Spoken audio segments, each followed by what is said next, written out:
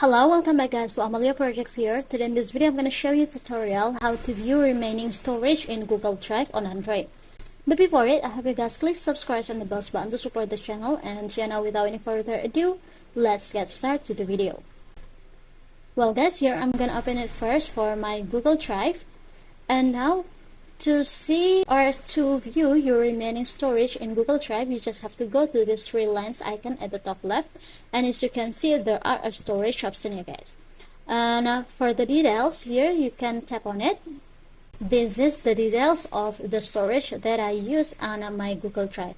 There are 15 gigabyte and I have used it for 152 megabyte. So there are many space here guys on my Google Drive, because I only use for a little space. So yeah, I think it's enough guys, a tutorial from me how to view remaining storage in Google Drive. Thank you for watching this video. Don't forget to leave your like and comments below, and I'll see you soon on the next one. Goodbye.